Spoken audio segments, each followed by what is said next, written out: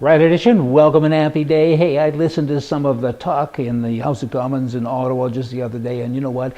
Even duct tape can't fix stupid, but I gotta say, it can muffle the sound. Maybe they should all be trying that in Ontario. Still in Ontario, this would be more like in Toronto, though. The Premier there, who's not elected by the people, is having a meeting with the effective Mayor of Toronto, and his name is Norm Kelly, not elected by the people, to discuss what they will do to save the world from the citizenry, or for the citizenry rather, from the elected people. Yay. They just keep on walking among us, these left-wing commie people, and they are commie people. I gotta tell you, it's a queer situation where Big Brother is in your face so much. Go away, let the people decide, and they'll kind of do what they want to do. And you got all of these people who don't get elected.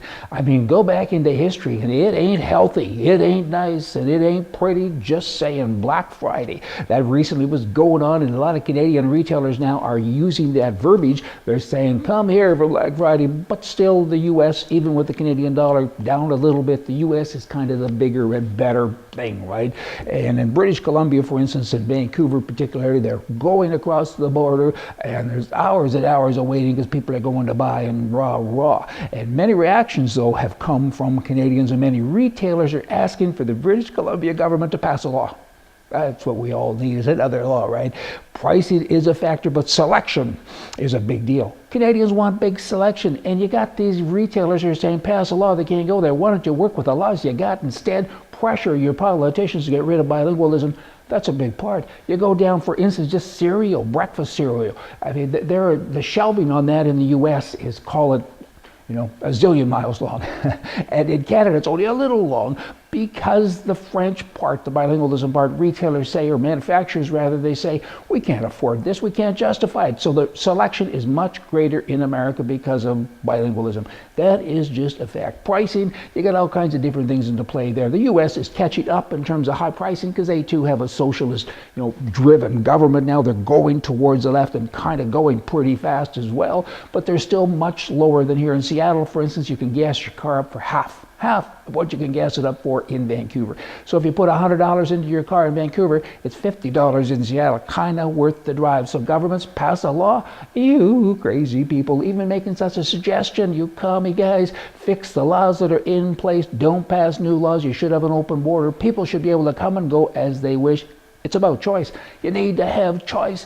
But choices are removed when governments get involved in this government, that government, rather, in British Columbia. Hey, guess what? They want to get involved in pretty much everything because they are commies. And there's an election coming up, I guess, in a few years, and the BC Conservative Party, they're trying hard to get ready for it, and I hope they do. They're going to have a leader selected here in April, 2 great guys running for that contest, and when they get a leader, they'll move to the right and kind of make things happen. Still talking about British Columbia, there's a new airline proposed. It's called Canada Jetlines, Jetlines for short. I read the story, sounded great. I liked it till I got to the last line.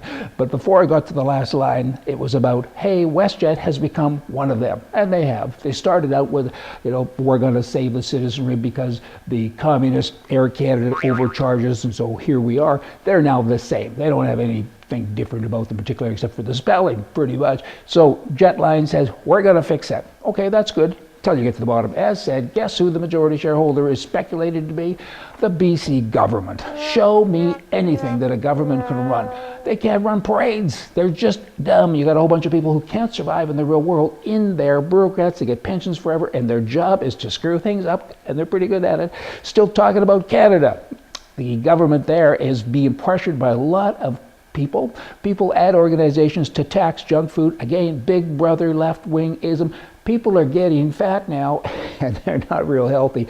And we all suffer because of health care costs and different things. So let's tax it.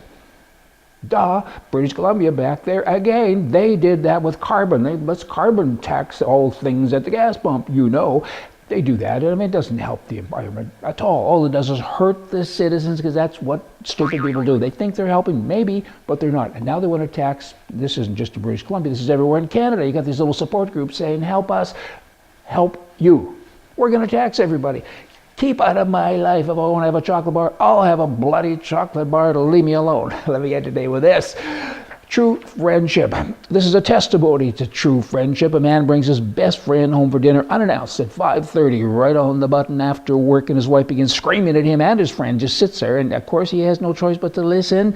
And her hair is a mess, and she yells, "My hair and makeup are not done, the house is a mess, the dishes aren't done, and I'm still in my pajamas." 5:30 in the afternoon.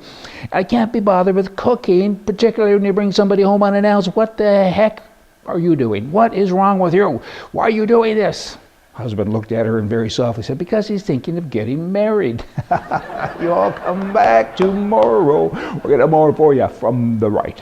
See ya.